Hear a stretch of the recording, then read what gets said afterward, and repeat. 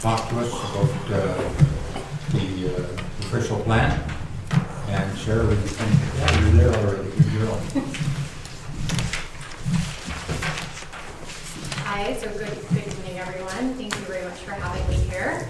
My name is Sarah Vereau, and I'm a planner with JL Richards and Associates Limited in Sudbury. And I've been working with the town for a number of years, and the firm has for a number of years on land use planning matters, including updating the town's official plan. As you know, the official plan is a document that includes land use policy for the town, so it sets out where certain land uses can occur and the policies around those land uses, land division policies as well, and policies around natural heritage features, constraints, that sort of thing. The plan is adopted here by town council and it's then sent to the province for approval. All land use plans, official plans in the province need to be consistent with the provincial policy statement because Ontario has a provincial led planning system. The town's current official plan was adopted in 2009 and it was approved in 2010. Since then, the province has adopted a new provincial policy statement in 2014 and the Northern Growth Plan in 2011. And so the town's official plan needs to be updated to make sure it's consistent with those policies. Official plans are meant to be reviewed every 5 years as per the Planning Act, or they can now be reviewed 10 years if you adopt a new official plan. Since the last adoption of the plan, there hasn't been kind of significant change in the town in terms of development. However, you do have a number of new town documents, so the strategic plan, asset management plan, community improvement plan, and charter.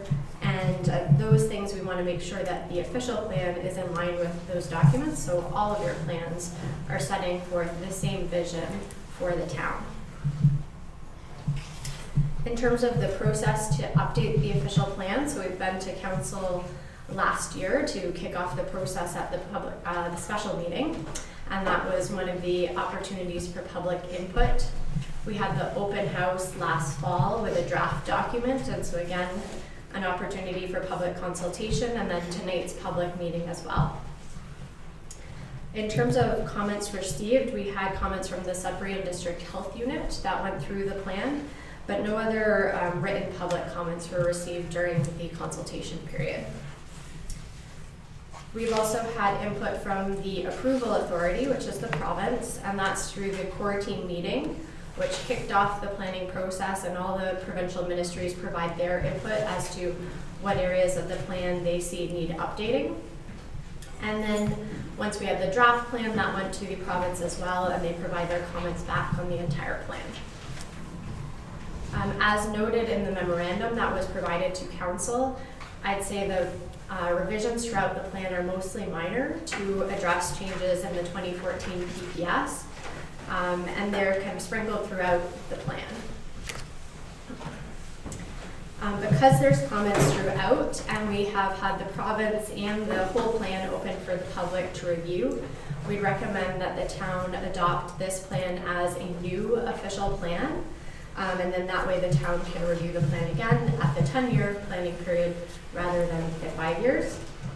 Certainly should the town wish to make amendments to the plan prior to that 10-year period, you are able to do that. Just very briefly, the revisions that were made in this official plan include updates to the planning period, so kind of how long we're looking out in terms of the plan. References to the town's other strategic planning documents, changes around garden suites and second units, and that's to align with provincial policy in the Planning Act, policies to address climate change adaptation, and so you'll see that kind of throughout, that these are issues that we need to be thinking about when we're making planning decisions. Cultural heritage policies, and that's kind of more the terminology that they're using there. Exceptions to minimum distance formula, which affects agricultural operations. Mineral mining potential mapping. wildland fire hazard policies and mapping, source water protection, active and accessible transportation, public and Indigenous consultation. And at the end, you may have noticed that the plan is a little bit shorter because we had a large definition section that we've removed where there are duplicate definitions to the provincial policy statement. On the schedules, we've added information for wildland fire, mineral potential, the source protection plan, and some of the natural heritage features. So like the moose aquatic feeding area or deer yards, those have been updated based on information from the provincial ministries. So again, I'd say overall these changes as a whole, it looks like kind of a long list, but they're pretty minor. And I would say that none of them kind of change a policy direction 180 degrees, where you're going one way in your current plan, you're not going the other way. You're kind of adding a layer of information to think about when you're making planning decisions on projects for the town or reviewing development applications. We say, we have that extra policy, how are we going to address that? Does this impact this decision that we're making? I would note, I know the town received updated Statistics Canada information, I believe today. Just in terms of the population, we did list the population specifically in the plan from the 2016 census. So if council decides to adopt the plan tonight, we can put in that updated information from the census. So the purpose of tonight's public meeting is again to give the public another opportunity to ask questions or provide comments and input on the proposed plan, and to provide that opportunity to council as well. If there aren't any major issues or comments tonight, then council can consider adopting the plan tonight. If there are comments, you can also adopt it as modified based on comments, or decide to take those comments into consideration and adopt the plan at a later date. So several options available to you. Once the plan is adopted here by the town, it then gets sent to the province for review and approval, which typically takes up to around 6 months or so for them to review it. They'll come back with their comments and perhaps modifications for the town to again look at and review until both the town and the province come to an agreement on a document that can be approved. And then the province will provide their decision and there's an appeal period. I think that's kind of it for my overview. I can certainly take any questions and comments from council, and then we'll hear from the public. Okay, anyone here who has any questions about the official plan? Councilor Ron? It's probably clarification. I was looking under the consent policy plan, about 3 severances, and it said existing as of June 18th in 1985. I don't think that's changed. It's always been 3 severances as far as I know for anything over 35 hectares. It was the same thing. And we take into account any severances that were done in the past, no matter when? That we have record of, yes. Yes, okay. I had another one on mobile homes. I'd like to know the definition of mobile home. So there is a I know you have definition. yeah. So I don't think that definition is in here. No, I don't remember seeing it. But there's a specific architectural kind of specification for what a mobile home is, and it's a home that can be moved on its own chassis, basically, from location to location. So there's But I have a problem with that one, because I know we've got mobile homes in our trailer park, and I don't know if they leave the wheels. But at one time you took the wheels off and you put a footing and 3 rows of blocks. Is it still a mobile home? Because they're able to put the wheels back and move it? yes. But technically we can do that. We just put one I seen on a lot in Espanola. That's called a modular home. I There is know. a difference. We do have Yeah, it's 12 feet wide and 60-some in feet our zoning long. bylaw, we do have a definition of it. It's not in the. I know they call it modular, but And when I in the looked at it, building code, there's also a definition too, it differentiates between modular and mobile. I know. Yeah, so there are some differences, as Paul mentioned, in the building code as to the mobile home has some pretty specific, the way that it's constructed versus the modular prefabricated home. And the other one I saw was on Indigenous. And I don't have a problem, I think that's a provincial policy statement. But that would only be reflective, I think, if we had within our catchment area an Indigenous population or reserve or something. So there's consultation required with First Nations communities. Even if you don't have any reserve or anything in your community? Correct, because traditional territories for First Nations could cover a large area, including even parts of some municipalities. So throughout the planning process, part of our I notifications. saw that public and Indigenous. Yeah, so the notifications even for this plan went out to a number of First Nations that are kind of in the surrounding area. So I believe Whitefish River. Probably First not. Nation? Yeah, there were a number of them kind of in the local area, just to say, do you have any input into the policies of this plan? Well, And that's what I wondered, if Yeah. it was within our community or if it's just going by surrounding area. the surrounding area. But Yes. thank you. Anyone else in the audience have any questions?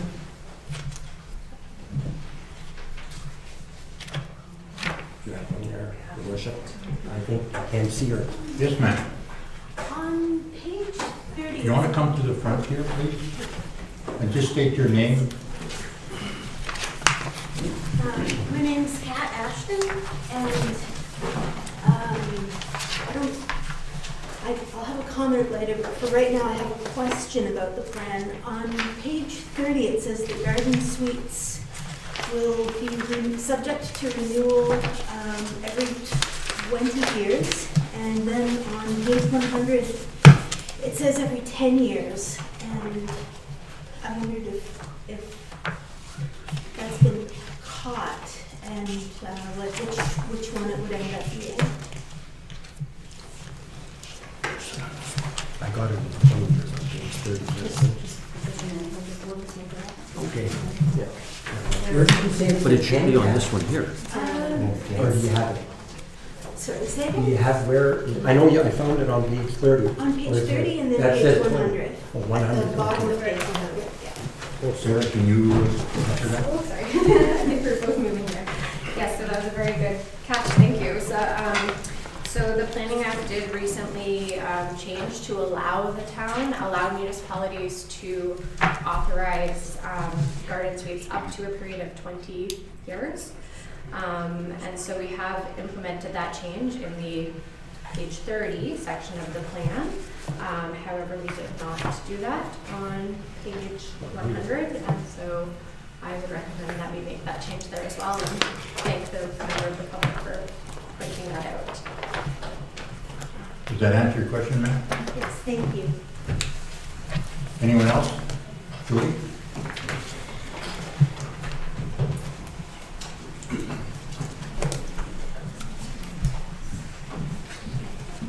My name is Jody Keelam, and my question is that I don't know in the plan, what's the difference between the corporation of Espanola, the town, or the council? Because sometimes the document refers to, the town will, da-da-da-da. Sometimes it refers to the town as the place.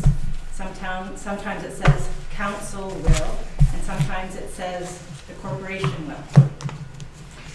Sarah, can you, she'll answer your question.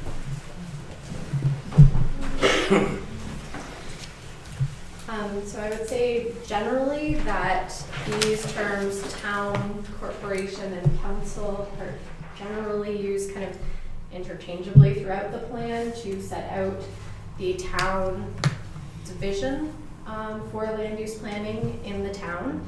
And that vision and these policies are then going to be implemented and decisions made by council. So they're kind of all used to reference the same thing. And we can, if we want, we could add in something at the front end to kind of explain that. Because there are different roles, obviously, for council that ultimately makes the land use planning decisions. But the town as a corporation is also going to be implementing some of these policies. Staff are going to be making recommendations on these policies. I just found that it isn't clear, and because at the back it does say that the town, the plan, this shall be interpreted, the word town shall mean the town of Espanola. Is that the town, the geography, the place we live? Is that town hall? Is it the council, the corporation? Yeah, I can see how that could be confusing. I would say, again, kind of generally, it's to refer to the town as a municipality, council decision-making body. It is all of those things. Could we put that in the front someplace, like you said? Yeah, so Have an appendix or something? and say, What's at the back? One that says town, no, well, wherever you put it, town council, corporation, and it just refers to the municipality as a whole or whatever. Clarification, maybe? yeah, I'm just looking. Okay.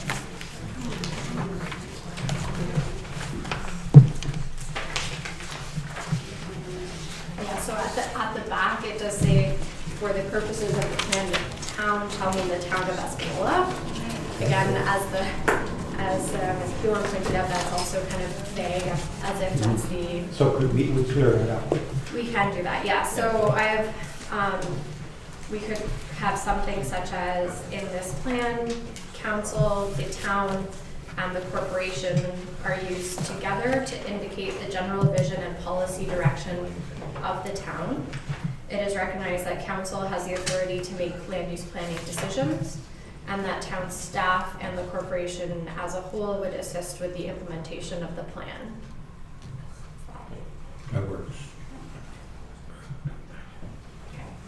And we can add that in the front, I believe we were talking about, section 1.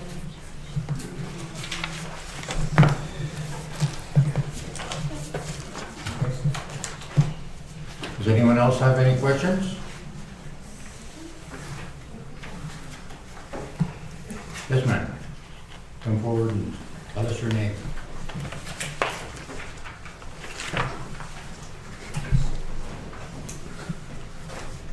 My name is Daphne Allen. I wasn't going to ask any questions tonight because there's quite a few people from our SABE committee here, but they don't seem to have any more questions. I would like to know, I think it's on page 29, the council has agreed to and is quite pleased to form an MHC. What I'd like to know is, will this council do it? Or will we have to wait for the next council?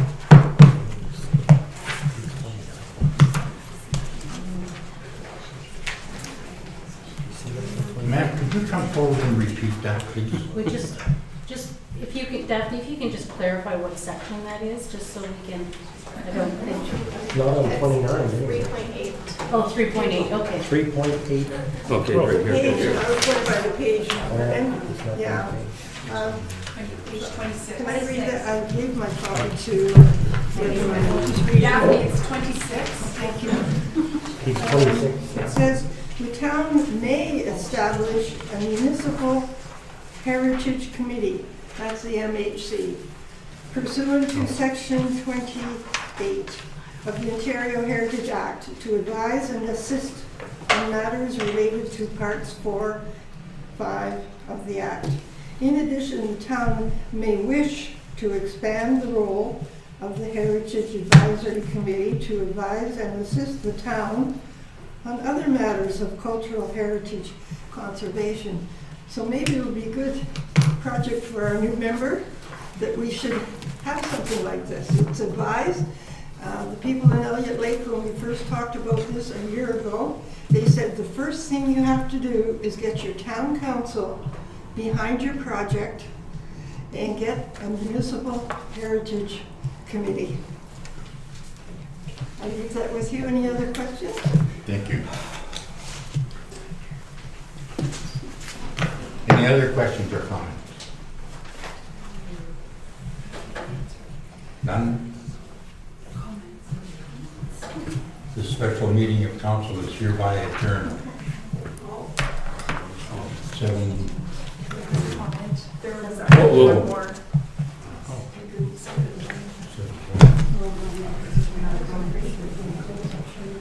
Oh, okay.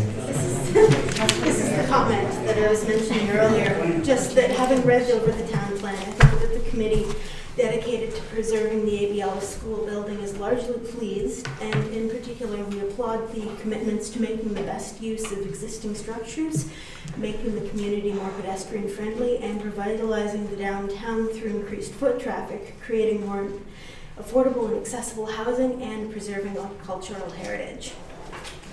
Thank you. Anyone else? Yes, Gordon.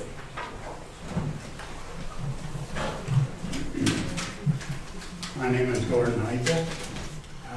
An article I found or someone found for me, in the Manitoulin paper regarding the same situation for the school. And it's very interesting to find that the mayor and council are behind the project as to what they're going to do with their old school. And 2 councilors were jumping at the chance to form that committee. One other question.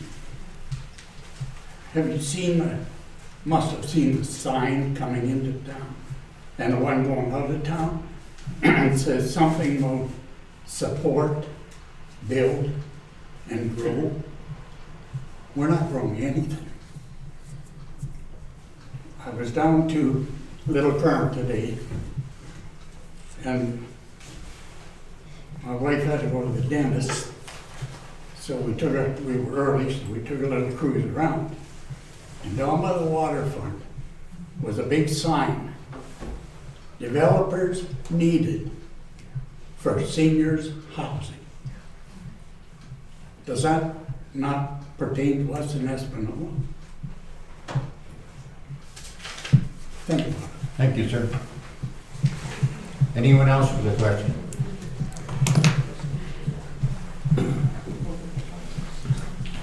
Yeah, I'm going to ask a question. Go ahead, Rick. It relates a little bit to what the gentleman over there said. It said there would be like a 5% reduction in population from what, a 5,300 to, I think you guys gave a 4136 reading or something? 51, I mean? 87? 4996, I think. Is that it? Just under 5,000. Yeah, and instead, we're down to 4996. That's a drop that's quite a bit excessive. What could we do to, I mean, seeing if you're a planner and that, is there anything we can do to offset such a loss? I mean, I know we got a plan, you know. Yeah, please. I think that's the Key, that's right? That's the $1 million question for all of Northern Ontario, Yeah. right? And it's certainly it's just a matter of kind of differentiating your community versus the other communities all across Northern Ontario that are struggling with the same question. And I know I'm a planner, but I don't know that I have the answer. No, I that. understand. But I mean, from 2036, we'd say, you know, to 2011 to 2036, we would have had a drop of about 100. But instead, we've had, you know, a drop that's a lot larger. Yes. Yeah, so I think you want to have the policies in your plan that will allow the right conditions for development to occur when someone is interested in your community so that there aren't necessarily barriers in place. And I think the plan has a lot of that in there. You have land available in your urban core, both for residential development, that's available, and for commercial development and redevelopment. The town has a CIP for redevelopment opportunities within the downtown core. So I know this isn't exactly the answer that you want, but I think in terms of policy, you have a lot of the right pieces in place. Now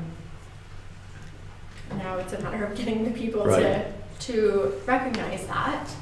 And to You said something, you touched on barriers. Maybe we got too many barriers, or? No, I'm saying I don't think that the plan has a lot of barriers. Okay. Yeah. All right. So is this, I don't know, is that the same all over then? Are they experiencing that kind of loss as well? All over Northern Ontario now.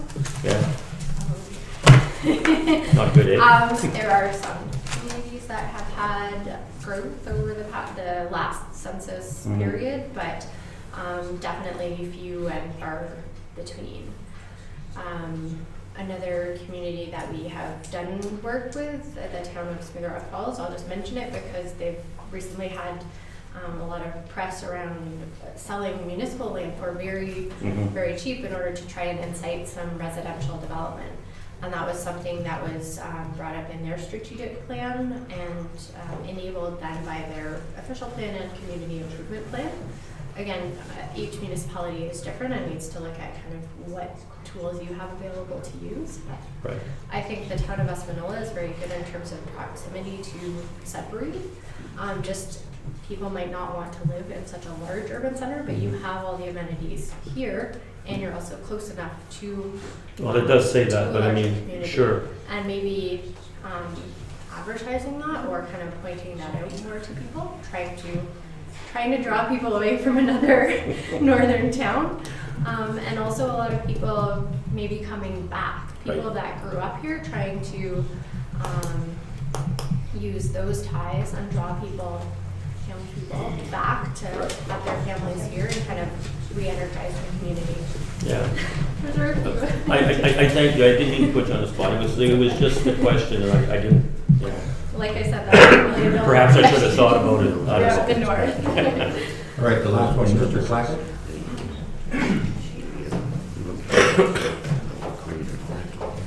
Yes, good evening. My name is Gary Clackett, and I'm just wondering what the plan has in it to establish more affordable housing in Espanola, especially senior housing, because I think that addresses your question, and also the issue that a lot of people are moving back into the community, but those people, for the most part, are seniors.